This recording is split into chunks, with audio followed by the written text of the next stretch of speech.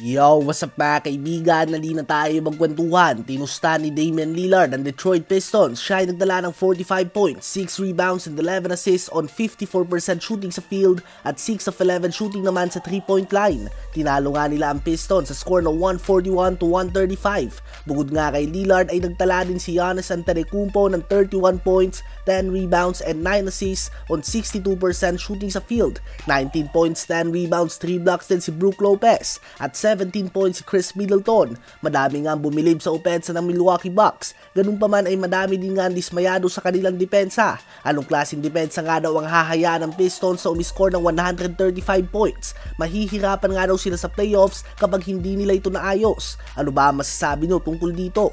Habang naganap naman ang debut kahapon ni Pascal Siakam sa Indiana Pacers, natanggap nga nila ang talo. Ganun pa man si Siakam nga ay agad na nagtala ng 21 points, 6 rebounds, 3 assists, 1 steal and 1 block on 64% shooting sa field. Sinamahan din niya ng 21 points, 17 assists with 0 turnovers sa kanyang first game back ni Tyrese Haliburton after missing 5 games nga yan dahil sa hamstring injury.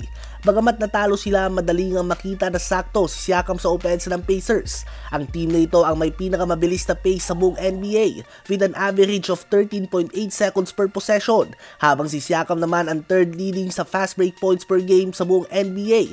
Tanging si Giannis at LeBron lang ang naunguna sa kanya. Ang team nga ng Pacers ay panay takbuhan ng opensa at si Tyrese Haliburton at TJ McConnell na ang bahalang dumiskarte pagdating sa half-court set. Well, nag-e-excel nga si Siakam mga kaibigan sa fast break offense, so perfect fit nga ito. It will take some time, ngunit mukhang magiging maganda naman ang takbo ng team na ito. Ano ba sa palagay mo? Ngayon ay tumungo naman tayo sa Los Angeles Lakers. Malamang napapansin nyo din nga na ang team na ito ay tinatalo mga bigating team na tulad ng OKC Thunder, Dallas Mavericks, Los Angeles Clippers at iba pa. Ngunit at the same time ay tinalo din nga sila ng Brooklyn Nets, Memphis Grizzlies, Chicago Bulls, San Antonio Spurs at iba pang team na nasa dulo ng standings. Kaya naman nang magbasa nga ako na kanina sa comment section sa video natin sa pagkakatalo nila kahapon sa Brooklyn Nets, madami nga dito nagko-comment na masyado daw na minamaliit ng Lakers ang mga kalaban na hindi kataas ang standings, kaya naman sila ay natalo. Well, posible nga ito. Ganun ba man kapag sinasabi nga natin na ganito ay tila ba dinidiscredit natin ang effort na ginawa ng kabilang team, at mukhang hindi naman patas yun kung ikaw nga ay fan ng kabilang team. Ganun ba man, definitely may problema nga ang Lakers sa pagiging motivated on a day-to-day basis. Ang kanilang focus at ang pagstay locked in sa goal.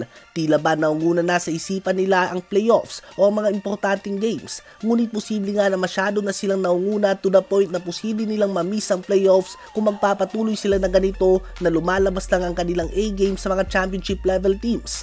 Ang nasisisi nga dito ay si Coach Darvin Ham dahil trabaho nga ng coach na maging motivator, hindi blameless o walang kasalanan ng mga players. Ngunit mostly nga ay si Coach Ham ang nakikita na may mali sa team na ito, ang kanyang pag-motivate sa mga players at pagbalasa sa kanilang playing time.